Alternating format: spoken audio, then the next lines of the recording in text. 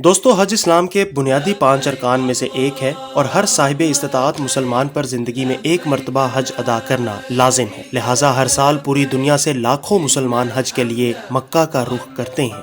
مکہ میں قبل از اسلام آباد عرب بت پرست تھے۔ اس وقت بھی کعبہ ان کی عبادت کا مرکز تھا، مگر وہ بتوں اور فرشتوں کی تصاویر سے بھرا ہوا تھا۔ سالانہ حج کے موسم کے دوران پورے عرب سے لوگ کعبہ کی زیارت کرنے آتے تھے اور قبیلہ قریش حاجیوں کی خوب خدمت کیا کرتا تھا۔ یہ وہ دور تھا کہ جس میں حج اپنی اس اصل حالت میں قائم نہیں تھا جس کا آغاز تقریباً 4000 سال پہلے سیدنا ابراہیم علیہ السلام نے کیا تھا، اور کفار عرب نے حج میں بے شمار غلط رسومات شامل کر رکھی تھیں۔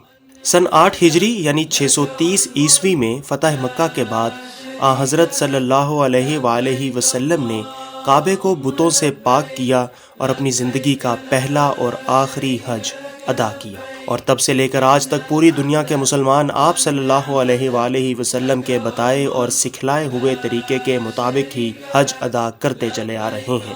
حج پوری دنیا کے بڑے مذہبی اجتماعات میں سے ایک ہے اور ہر سال تقریباً 50 سے 60 لاکھ فرزندان توحید حج کا فریضہ ادا کرتے ہیں، جبکہ اتنی ہی تعداد میں ہر سال لوگ عمرہ بھی ادا کرتے ہیں۔ تاہم گزشتہ 2 برس سے کورونا کی وبا کے باعث سعودی حکومت نے حج پر پابندی لگا رکھی ہے، اور اس سال بھی سعودی عرب میں مقیم افراد میں سے صرف 60,000 ہی کو انتہائی سخت حفاظتی تدابیر کے ساتھ حج کرنے کی اجازت دی گئی ہے۔ لیکن موجودہ سعودی شاہی خاندان نے مکہ و مدینہ کے مقامات مقدسہ کی تزئین و آرائش، زیادہ سے زیادہ لوگوں کی گنجائش پیدا کرنے کے لیے حرم کعبہ کی توسیع اور حاجیوں کو زیادہ سے زیادہ سہولتیں فراہم کرنے کے بے شمار منصوبوں پر کام کیا ہے، اور اسی باعث سعودی شاہ فہد نے خادم الحرمین شریفین کا لقب اپنایا، جسے ان کے بعد شاہ عبداللہ اور اب شاہ سلمان بن عبدالعزیز نے بھی جاری رکھا ہوا ہے۔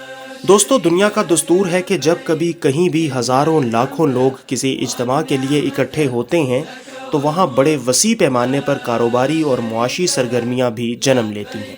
ایسا ہی معاملہ حج کے موقع پر بھی صدیوں سے چلتا آ رہا ہے، اور ہر گزرتے سال کے ساتھ اس میں اضافہ ہو رہا ہے۔ تو آخر سعودی عرب کو ہر سال حج اور عمرہ سے کتنی آمدن ہوتی ہے، اور اس آمدن کے ذرائع کیا ہیں، اور سعودی عرب کی معیشت میں اس کا کتنا حصہ ہے؟ ان سب سوالوں کے جوابات جاننے کے لیے ویڈیو کو آخر تک ضرور دیکھیے گا۔ دوستو، حج کے موقع پر چونکہ پوری دنیا سے لاکھوں مسلمان مکہ پہنچتے ہیں، لہٰذا ان لاکھوں لوگوں کے ہوٹلوں میں رہنے، کھانے پینے، ٹرانسپورٹ اور دیگر ضروریات زندگی پر پیسے خرچ کرنے کی بدولت ایسا معاشی پہیہ گھومتا ہے جس سے بے شمار لوگوں کی آمدنی میں اضافہ ہوتا ہے۔ دنیا بھر سے آئے ہوئے حجاج کرام فریضہ حج سے فارغ ہو کر بازاروں کا رخ کرتے ہیں، جہاں وہ اپنے پیاروں کے لیے خریداری کرتے ہیں۔ اس سے تجارت پر بڑا گہرا اثر پڑتا ہے۔ حج کے لیے سعودی عرب جانے والے مسلمان جو رقم وہاں خرچ کرتے ہیں وہ سعودی عرب کی براہ راست آمدنی نہیں ہے، لیکن وہ رقم ان کی معیشت کا حصہ بن جاتی ہے، جس سے سعودی حکومت کو بہت بڑا سہارا ملتا ہے۔ سعودی عرب جانے والے مسلمانوں میں 80% سے زائد لوگ وہاں عمرہ کرنے کے لیے جاتے ہیں، اور یہ سلسلہ سوائے ایام حج کے پورا سال چلتا رہتا ہے۔ 2016 میں مجموعی طور پر 83 لاکھ لوگوں نے حج ادا کیا، جبکہ اسی سال 60 لاکھ افراد عمرہ کرنے کے لیے سعودی عرب آئے تھے۔ سعودی عرب کو امید ہے کہ کورونا کے خاتمے کے بعد آنے والے سالوں میں یہ تعداد 1 کروڑ 20 لاکھ ہو جائے گی۔ حج کرنے والوں کی تقریباً نصف تعداد سعودی عرب میں رہنے والے لوگوں کی ہی ہوتی ہے۔ سعودی عرب نے حج کے لیے آنے والوں کی تعداد کو قابو میں رکھنے کے لیے ہر ملک کا ایک کوٹا طے کر رکھا ہے۔ انڈونیشیا کا کوٹا سب سے زیادہ ہے۔ یہاں سے ہر سال 2,20,000 لوگ حج کے لیے سعودی عرب جا سکتے ہیں، جو حجاج کرام کا 14% ہے۔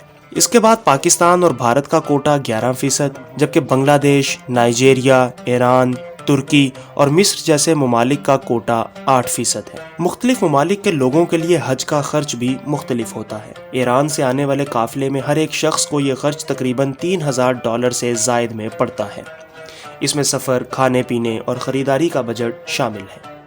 پاکستان، بھارت اور بنگلہ دیش کے مسلمانوں کو بھی تقریباً اتنا ہی خرچ کرنا پڑتا ہے، لیکن اب پاکستانیوں کے لیے یہ خرچ $4,000 سے زائد ہو چکا ہے۔ مکہ چیمبر اینڈ کامرس کے مطابق بیرون ملک سے آنے والے مسلمانوں کو حج پر اوسطاً $4,600 خرچ کرنا پڑتے ہیں، جبکہ سعودی عرب کے حجاج کرام کے حج پر $1,500 لگتے ہیں۔ سال 2016 میں سعودی عرب کو حج سے $12 ارب کی براہ راست آمدنی ہوئی۔